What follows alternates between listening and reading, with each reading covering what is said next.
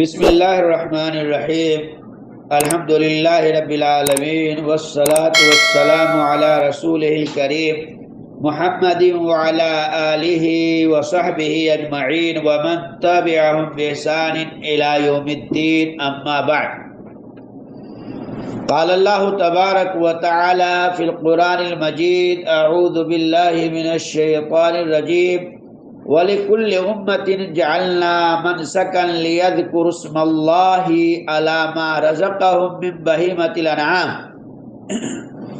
رَبِّ اشْرَحْ لِي صَدْرِي وَيَسِّرْ لِي أَمْرِي وَاحْلُلْ عُقْدَةً مِّن لِّسَانِي يَفْقَهُوا قَوْلِي رَبِّ زِدْنِي عِلْمًا۔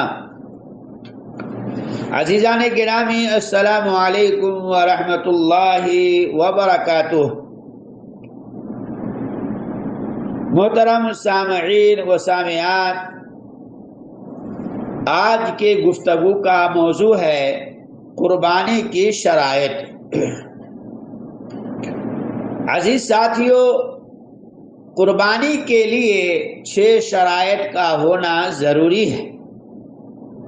پہلی شرط یہ ہے کہ وہ قربانی بہیمۃ الانعام یعنی گھریلو پالتو جانوروں میں سے ہو، جو کہ اونٹ، گائے، بھیڑ، بکری ہیں۔ اللہ تبارک و تعالی نے فرمایا وَلِكُلِّ أُمَّةٍ جَعَلْنَا مَنْسَكًا لِيَذْكُرُوا اسْمَ اللَّهِ عَلَى مَا رَزَقَهُم مِّن بَهِيمَةِ الْأَنْعَامِ، اور ہر امت کے لیے ہم نے قربانی کا طریقہ مقرر فرما دیا ہے تاکہ وہ اللہ رب العالمین کے عطا کردہ بہیمۃ الانعام یعنی پالتو جانوروں پر اللہ کا نام لیں۔ سورۃ الحج آیت نمبر 34۔ اور بہیمۃ الانعام سے مراد اونٹ، گائے، بھیڑ اور بکری ہیں۔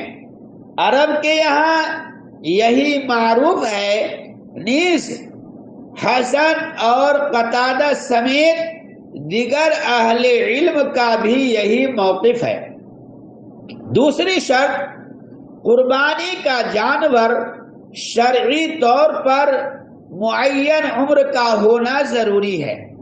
وہ اس طرح کہ بھیڑ کی نسل میں جزعہ 6 ماہ کا بچہ قربانی کے لیے ذبح ہو سکتا ہے، جبکہ دیگر جانوروں میں سے ان کے اگلے 2 دانت گرنے کے بعد قربانی ہوگی، کیونکہ نبی کریم صلی اللہ علیہ وسلم کا فرمان ہے مسنہ یعنی جس کے اگلے 2 دانت گر گئے ہیں، اس کے علاوہ کوئی جانور ذبح نہ کرو، تاہم اگر تمہیں ایسا جانور نہ ملے تو بھیڑ کا جزع یعنی 6 ماہ کا بچہ ذبح کر لو۔ صحیح مسلم۔ میرے اسلامی بھائیوں اور بہنوں، اسی طرح سے مسنہ کا لفظ ایسے جانور پر بولا جاتا ہے جس کے اگلے 2 دانت گر چکے ہوں یا اس سے بھی بڑے جانور کو مسنہ کہتے ہیں، جبکہ جزعہ اس سے کم عمر کو بولا جاتا ہے۔ لہذا اونٹ پورے 5 برس کا یعنی 5 سال کا ہو تو اس کے اگلے 2 دانت گرتے ہیں۔ گائے کی عمر جو ہے 2 برس ہو تو اس کے اگلے 2 دانت گرتے ہیں، جبکہ بکری 1 سال یعنی 1 برس کی ہو تو وہ اس کے اگلے دانت گرتے ہیں۔ اور جزعہ کم عمر یعنی 6 ماہ سے کم کی قربانی صحیح نہیں ہوگی۔ تیسری شرط، قربانی کا جانور 4 ایسے عیوب سے پاک ہونا چاہیے جو قربانی ہونے میں رکاوٹ ہیں۔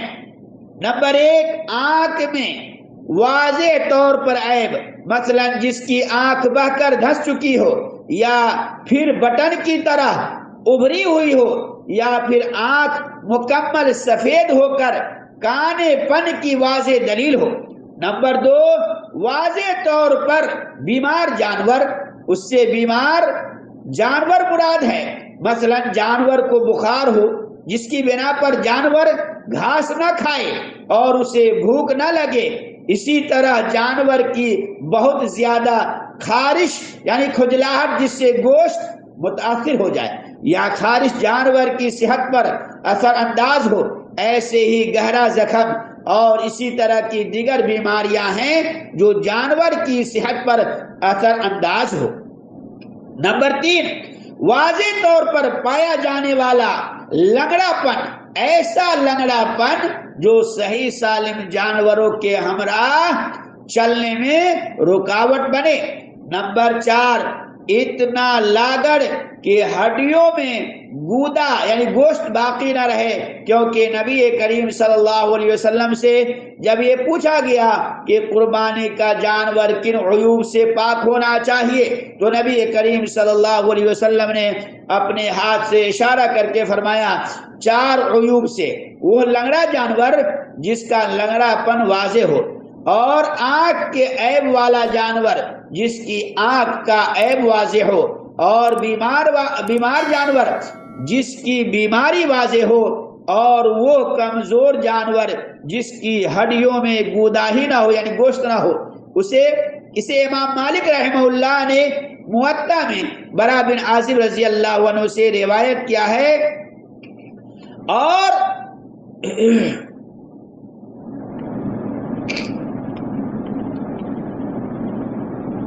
برا بن عازب رضی اللہ تعالی عنہ نے اسے جو ہے روایت کیا ہے،